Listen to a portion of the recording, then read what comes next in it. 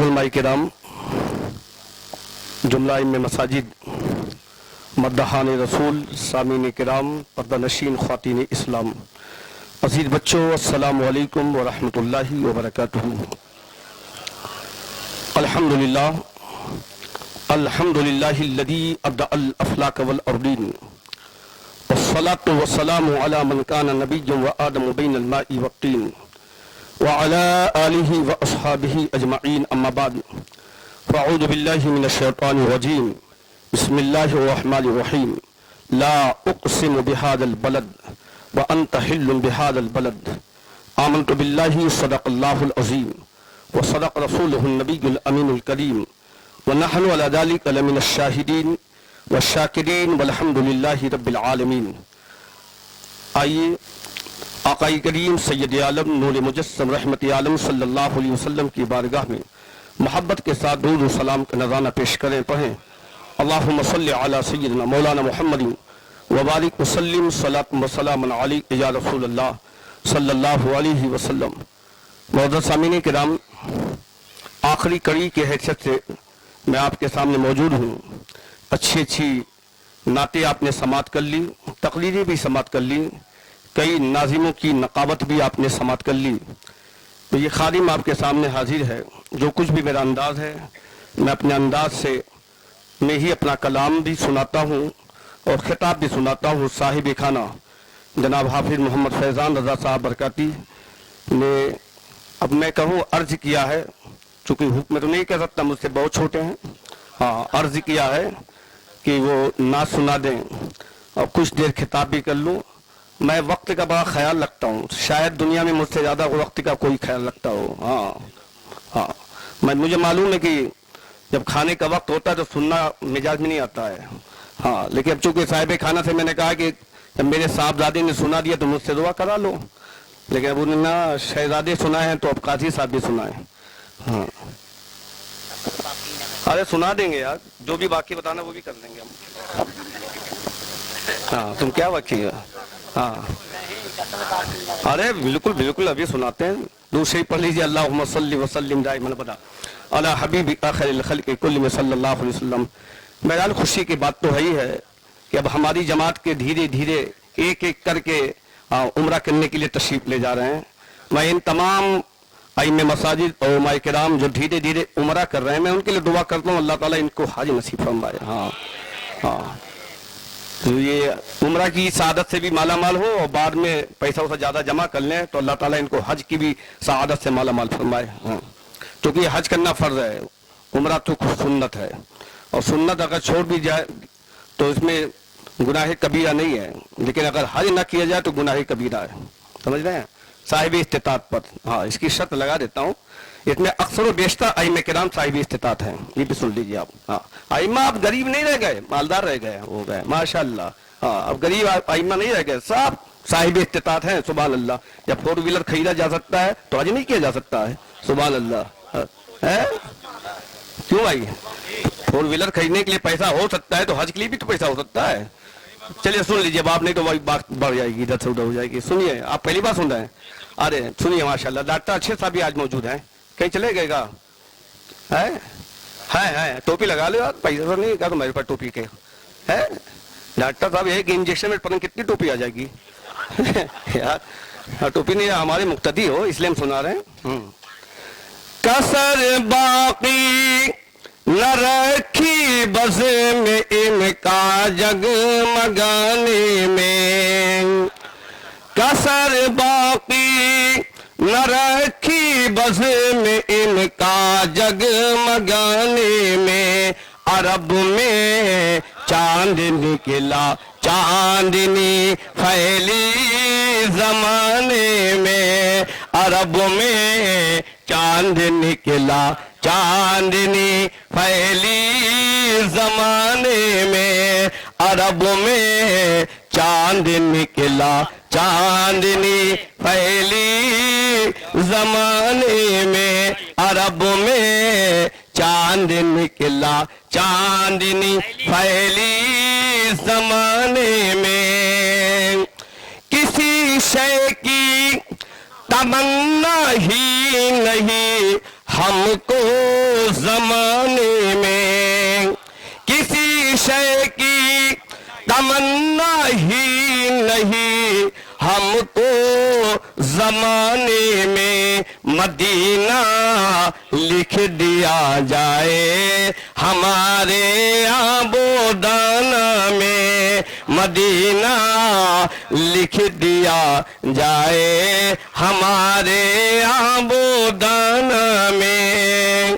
اور شیش میں ہیرا کے غار سے شمع نبوت کی کرن پھوٹی، ہیرا کے غار سے شمع نبوت کی کرن پھوٹی، اجالا ہی اجالا ہو گیا ہر سو زمانے میں، اجالا ہی اجالا ہو گیا ہر سو زمانے میں۔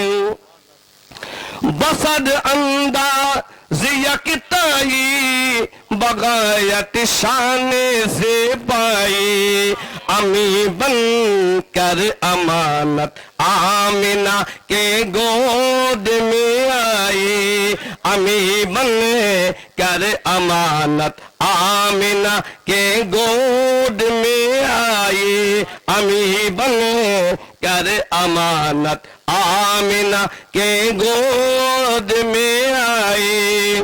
محمد مصطفیٰ کے نام نے طوفاں کا رخ پھیرا، محمد مصطفیٰ کے نام نے طوفاں کا رخ پھیرا، ذرا سا فاصلہ تھا دل کی کشتی ڈوب جانے میں، ذرا سا فاصلہ تھا دل کی کشتی ڈوب جانے میں، ذرا سا فاصلہ تھا دل کی کشتی ڈوب جانے میں، کسر باقی نہ رکھی وزن ان کا جگمگانے میں، عرب میں چاند نکلا چاندنی پھیلی زمانے میں۔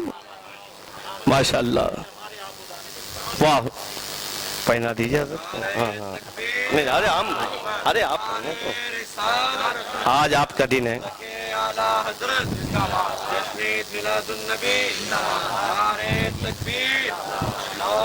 پانچ 10 منٹ کی باتیں سن لیجئے، ہے نا، بس مختصر سے۔ مکہ بھی عظمت والا شہر ہے اور مدینہ بھی عظمت والا شہر ہے۔ ایک حاجی جب حج کرنے کے لیے جاتا ہے یا ایک عمرہ کرنے والا عمرہ کرنے کے لیے جاتا ہے تو شہر مکہ بھی جاتا ہے، شہر مدینہ بھی جاتا ہے۔ یہ دونوں عشق و محبت والے کے نزدیک عظمت والا شہر ہے۔ میرے امام اعلیٰ حضرت علیہ رحمت الرضوان نے دونوں کی عظمتوں کو بیان کیا۔ مکہ کی سرزمین کی عظمت کو بیان کرتے ہوئے میرے امام فرماتے، حرم کی زمین اور قدم رکھ کے چلنا، حرم کی زمین اور قدم رکھ کے چلنا، ارے سر کا موقع ہے او جانے والے، ارے سر کا موقع ہے او جانے والے۔ اور پھر مدینہ کی عظمت کو امام اہل سنت اعلیٰ حضرت نے فرمایا، حاجیوں آؤ شہنشاہ کا روضہ دیکھو، حاجیوں آؤ شہنشاہ کا روضہ دیکھو۔ ارے کعبہ تو دیکھ چکے، اب کعبے کا کعبہ دیکھو، کعبہ تو دیکھ چکے، کعبے کا کعبہ دیکھو۔ خوب آنکھوں سے لگایا ہے غلاف کعبہ، خوب آنکھوں سے لگایا ہے غلاف کعبہ، قصر محبوب کے پردے کا بھی جلوہ دیکھو، قصر محبوب کے پردے کا بھی جلوہ دیکھو۔ آب زمزم تو پیا خوب بجھائی پیاسے، آب زمزم تو پیا خوب بجھائی پیاسے، آؤ جود شہ کوثر کا بھی دریا دیکھو، آؤ جود شہ کوثر کا بھی دریا دیکھو۔ غور سے سن تو رضا کعبہ سے آتی ہے صدا، غور سے سن تو رضا کعبہ سے آتی ہے صدا، میری آنکھوں سے میرے پیارے کا روضہ دیکھو، میری آنکھوں سے میرے پیارے کا روضہ دیکھو۔ جب ایک عمرہ کرنے والا یا ایک حج کرنے والا جب مدینہ منورہ پہنچتا ہے اور بالکل سنہری جالی کے سامنے جب کھڑا ہوتا ہے، منظر کیا ہوتا ہے؟ جب دن رات مدینے کی باتیں سن سن کر تڑپتا تھا، بے قرار ہوتا تھا، مکی کی باتیں سن سن کر بے قرار ہوتا تھا، حاجیوں کا قافلہ جاتا تھا، دل میں تمنا پیدا ہوتی تھی کاش ہم کو بھی وہ موقع نصیب ہوتا. اور جب مولانا حافظ فیضان صاحب کو موقع نصیب ہوا، نعتیں پڑھتے تھے ماشاءاللہ، خوش الحان آوازیں ہیں ان کی ماشاءاللہ، بڑی اچھی پیاری آواز کے مالک ہیں اور نعتیں پڑھتے ہیں ماشاءاللہ. جب پہنچ گئے اور بالکل سنہری جالیوں کے سامنے جب کھڑے ہوئے تو میرے امام نے اس کا نقشہ کھینچا. پیش نظر وہ نوبہار، پیش نظر وہ نوبہار، سجدے کو دل ہے بے قرار. ارے روکیے سر کو روکیے، ہاں یہی امتحان ہے. روکیے سر کو روکیے، ہاں یہی امتحان ہے. آنے کے بعد تو یہی ہوتا ہے. ارے یہ وہ ذات ہے جن کی بارگاہ میں جانور آتے تھے سجدہ ریز ہو جاتے تھے، اونٹ آتا تھا سجدہ ریز ہو جاتا تھا. یہ وہ بارگاہ ہے کہ حضرت سلمان فارسی نے کہا تھا یا رسول اللہ صلی اللہ علیہ وسلم آپ کی بارگاہ میں جانور سجدہ ریز ہوتے ہیں، ہم تو اشرف المخلوقات ہیں. یا رسول اللہ ہمیں بھی حکم ہو کہ ہم آپ کے لیے سجدہ ریز ہو. میرے آقا نے ارشاد فرمایا نہیں، اگر خدا کے سوا کسی اور کو سجدے کی اجازت ہوتی تو میں عورتوں کو حکم دیتا کہ اپنے اپنے شوہروں کو سجدہ کرے، چونکہ خدا کے سوا کسی کے لیے سجدہ جائز نہیں ہے. لیکن حالات یہ ہوتے ہیں، یہ وہ بارگاہ ہے جہاں جانور سجدہ کرتے تھے. تو اب چونکہ فرماتے ہیں امتحان تو یہی ہوتا ہے، لیکن یہ ہے کہ بس اس امتحان میں اپنے سر کو روکنے کی کوشش کرو، سجدہ نہ کرو. پھر اعلیٰ حضرت فرماتے ہیں اگر یہ سر جھکاتے ہیں مصطفیٰ کی بارگاہ میں تو فتویٰ لگ جائے گا، تعظیمی سجدہ ہوگا تب بھی حرام ہے، عبادت کا سجدہ ہوگا تو بالکل کفر و شرک ہو جائے گا. فرماتے پھر ایسا کرو کہ سجدہ بھی ہو جائے فتویٰ بھی نہ لگے، ہاں فتوے سے بھی بچ جاؤ اور کام بھی ہو جائے. فرماتے ہیں نزار ہاشمی صاحب سنے کلام اعلیٰ حضرت دیکھے، فرماتے اے شوق کے دل، اے شوق کے دل یہ سجدہ گر ان کو روا نہیں. اے شوق کے دل یہ سجدہ سر والا گر ان کو روا نہیں. اچھا وہ سجدہ کیجئے کہ سر کو خبر نہ ہو، اچھا وہ سجدہ کیجئے. اے شوق کے دل یہ سجدہ گر ان کو روا نہیں، اچھا وہ سجدہ کیجئے کہ سر کو خبر نہ ہو. یعنی سر جھکاؤ خدا کی بارگاہ میں، دل جھکا دو مصطفیٰ کی بارگاہ میں، دل جھکا دو مصطفیٰ کی بارگاہ میں. ارے محبت کا نذرانہ بھی پیش ہو گیا، فتوی کی دنیا سے بھی بچ گئے، سبحان اللہ، فتوی کی دنیا سے بھی بچ گئے. یہ وہ بارگاہ ہے جہاں پہ فیضان صاحب تشریف لے جا رہے ہیں ماشاءاللہ، سبحان اللہ. اللہ سب کو مکہ و مدینہ کی زیارت سے مشرف فرمائے. میں ایک آخری بات سنا دوں. حضرت ملا جاوی علیہ رحمہ جن کا نام پورا ہے عبد الرحمن جامی، جنہوں نے شرح جامی لکھا ہے، زبردست عاشق رسول تھے، زبردست عاشق رسول تھے، مدینہ منورہ جاتے تھے. بس یہ آخری بات سن لیجیے بس فیضان صاحب. جب نزال بھائی جب وہ مدینہ منورہ میں جاتے تھے تو عالم یہ ہوتا تھا کہ مدینہ منورہ میں بس اتنے ہی لمحے کے لیے رکتے تھے جب تک کہ حاجت انسانیہ ان کو پریشان نہیں کرتی تھی، بس اتنی دیر.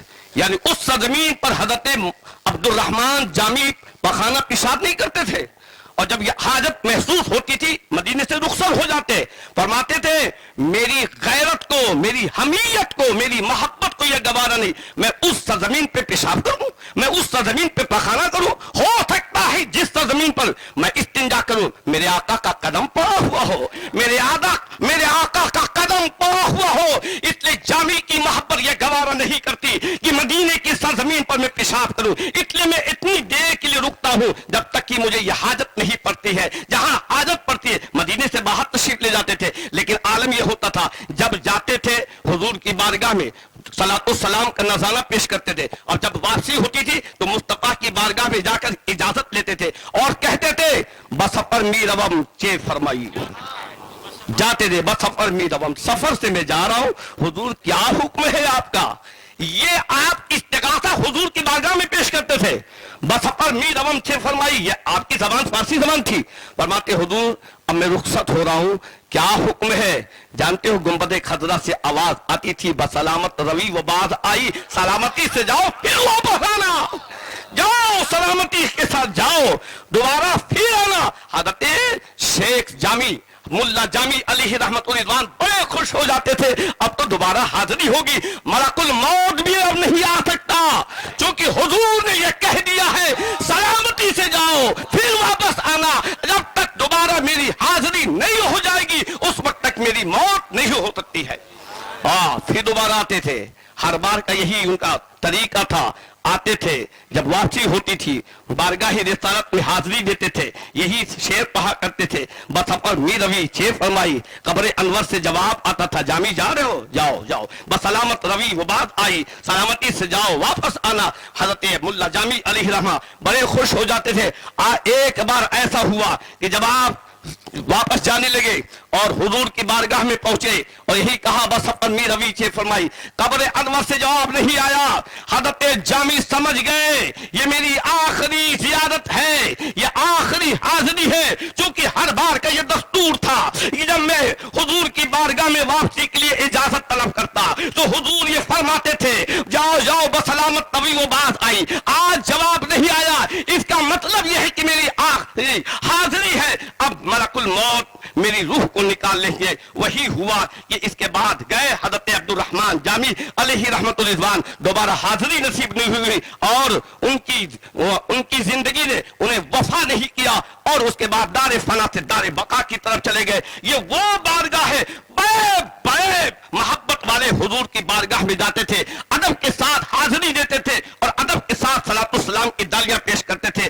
اللہ تبارک و تعالی ہم سب کے دلوں میں حضور کی محبت کو پیدا فرما دے، اور حضور کی محبت میں ہم لوگوں کو جینے کی اور حضور کی محبت میں ہم سب کو مرنے کی توفیق نصیب فرمائے۔ وآخر دعوانا الحمدللہ رب العالمین، استغفر اللہ ربی من کل ذنب واتوب الیہ۔ السلام علیکم۔